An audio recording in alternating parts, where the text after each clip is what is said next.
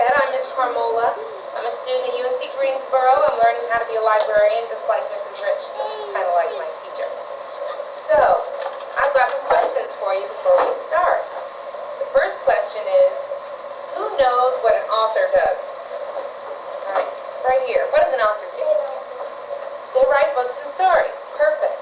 All right, my next question, I have another one. I'll let you answer it if you know it. Question is, what does an illustrator do? An illustrator draws the pictures of books. They draw the pictures of a book. All right, does anybody like to write stories? Does anybody like to draw pictures? So, could you write your own story and draw the pictures to go with it? Yes. A lot of people who write books do that. They write the stories and they draw the pictures. Any question with that? You just like to write and draw, right? Me too. Okay, so the author and illustrator that we're going to talk about today does both. He writes the stories and he draws the pictures. His name is Tommy DePaul. Alright, so he writes some great books. He draws all the pictures for them himself. So when we're reading these books together, I want you to think about it. Gosh, he wrote the words, he drew the pictures, really talented guy, right? So, the first book that we're going to read is called Stregonona. And it might make me seem, but this was one of my favorite books when I was a kid. Okay, and that was many, many years ago. We won't talk about how many years ago, but when I was your age, I loved this book. Okay, so it's called Stregonona. It was written in 1975, which was a long time ago. But the story is actually even older than that. The story is probably hundreds of years old. Okay? So here's a question. Has anybody ever done anything that someone, an adult told them not to do, but they did it anyway? Alright, I used to do that all the time. Okay? So usually when you do stuff like that, it doesn't turn out very well, right? Because there was a reason. Okay? So this is what this book is about. Something that's very cool about this book is it has most of the words in English, but also some of the words were in Italian. Okay? So we're going to see some of those as we read. So let's go ahead and get started.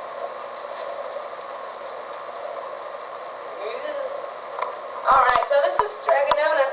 This book won the Caldecott Award. Does anybody know what that award is for? Do you know? Do you have a guess? It's best books. It's for beautiful, beautiful illustrations. So if you remember, he wrote the book. Did he draw the pictures? So he got this award, right? All right. So Stregonona.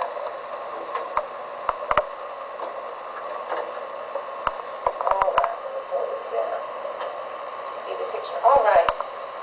In a town in Calabria, which is a place in Italy. Has anybody ever heard of Italy before? That's where my grandfather was from. Alright?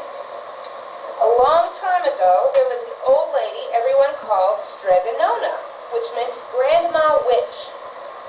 So when you hear the word witch, do you think good or bad? Bad. But when you hear the word grandma, do you think good or bad? Good, right? So, grandma witch, do you think she's probably a good witch?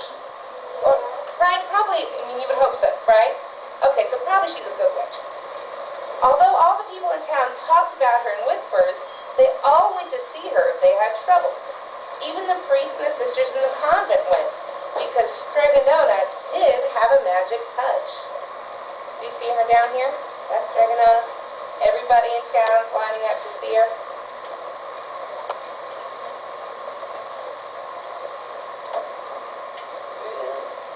She could cure a headache with oil and water and a hairpin. She made special potions for girls who wanted husbands. And she was very good at getting rid of warts. Can you see the wart on this guy's nose? Does he have it here? Oh, she used her magic, right? But Stregonona was getting old, and she needed someone to help her keep her little house and garden. So she put a sign in the town square. And Big Anthony, who didn't pay attention, went to see her. Anthony, said Stregonona, you must sweep the house and wash the dishes, You must weed the garden and pick the vegetables. You must feed the goat and milk her. And you must fetch the water. For this, I'll give you 3 coins, and a bed to sleep in, and food to eat. Oh, grazie.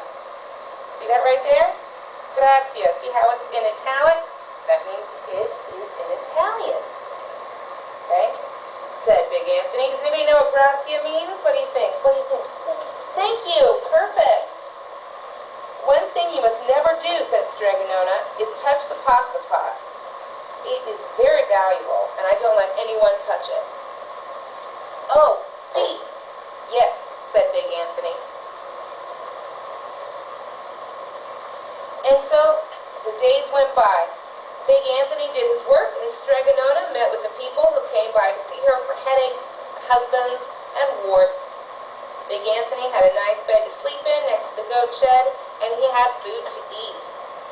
One evening, when Big Anthony was milking the goat, he heard Stregonona singing.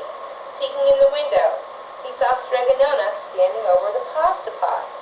You guys are about to hear me sing. Are you excited? Okay, not very good. She sang, bubble, bubble, pasta pot, boil up some pasta, nice and hot. I'm hungry and it's time to sup. Boil enough pasta to fill me up. And the pasta pot bubbled and boiled and was suddenly filled with steaming hot pasta. Who likes pasta? Who would like to have a magic pot that would make pasta whenever you sang to it? Right? Doesn't that sound like the best? Then Stregonona sang, enough, enough, pasta pot. I have my pasta nice and hot. So simmer down my pot of clay until I'm hungry another day. How wonderful, said Big Anthony. That's a magic pot for sure. And Stregonona called Big Anthony in for supper. But too bad for Big Anthony, because he didn't see Stregonona blow 3 kisses to the magic pasta pot. See her blowing the kisses? Can you blow 3 kisses to me to our magic pasta pot that's over here? Alright, apparently that's the magic touch, right? Alright, so let's see what happens. The next day, when Big Anthony went to the town square to fetch the water, he told everyone about the pasta pot. And naturally, everyone laughed at him because it sounded so silly. A pot that cooked pasta all by itself. Would you believe it? Someone told you that? Yes. Yes. See, I want to, because I want that pot. You better go and confess to the priest, Big Anthony, they said. Such a lie. And Big Anthony was angry, and that's not a very good thing to be. Someday I will make that pasta pot cook, he said, and then they'll be sorry. The day came sooner than even Big Anthony would have thought, because 2 days later, Stregonona said to Big Anthony, Anthony, I must go over the mountain to see my friend, and I'll be back later. Make sure to do your chores, and remember, don't touch the pasta pot. What do you think is going to happen? He's probably going to touch it. Let's see. As soon as Stregonona was out of sight, Big Anthony went inside, pulled the pasta pot off the shelf, and put it on the floor. Now let's see if I can remember the words, said Big Anthony. And Big Anthony sang, bubble, bubble, pasta pot, boil me some pasta nice and hot. I'm hungry and it's time to sup. Boil enough pasta to fill me up. And sure enough, the pot bubbled and boiled and began to fill up with pasta. Ah, said Big Anthony, and he ran into the town square, jumped on the fountain and shouted, everyone get forks and plates and platters and bowls. Pasta for all at Stregonona's house. Big Anthony has made the pasta pot work. Of course, everyone laughed, but they ran home to get their forks and knives and plates and platters. And sure enough, when they got to Stregonona's, the pasta pot was so full, it was beginning to overflow. Can you see in the corner there? There's all the pasta sticking out of the pot.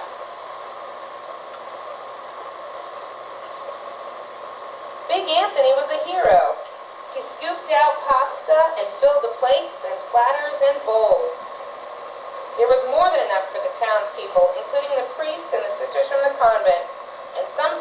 back for 2 and 3 helpings. The pot was never empty. When all had had their fill, Anthony sang, "Enough, enough, my pasta pot. I have my pasta nice and hot. So simmer down my pot of clay until I'm hungry another day." What do you think he forgot to do? Oh, the kisses, the 3 magic kisses. He went outside, and Big Anthony took a bow, but he wasn't paying attention. The pasta was pouring out of the pot and all over the floor of Stregonona's house, and was coming out the front door. That's a lot of pasta. So look how much pasta. Big Anthony rushed in and shouted the magic words again, but the pot kept bubbling. He took the pot off the floor, but pasta kept pouring from it.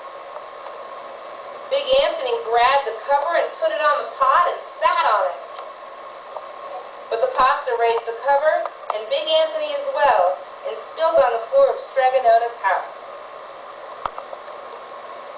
"Stop!" yelled Anthony. "It's breaking down the whole house, just pouring everywhere." Everybody's having to run away. I don't know, I love pasta, so I might have run toward it, but we'll just see. So now the townspeople are all upset. "We must protect our town from the pasta. Get mattresses, tables, doors, anything to make a barricade." But even that didn't work. The pasta kept coming. Back here at Stregonona's house, you see all that pasta? It's mountains of pasta, huh? "Oh, look at all this pasta. We are lost," said the people, and the priests and the sisters of the convent began praying. "The pasta will cover our town," they cried. And certainly it would have.